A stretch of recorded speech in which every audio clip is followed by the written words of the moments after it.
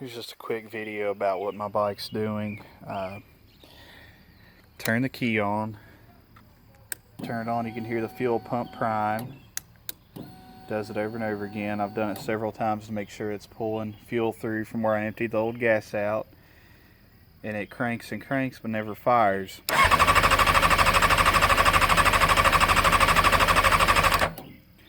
I've replaced the spark plugs. I've also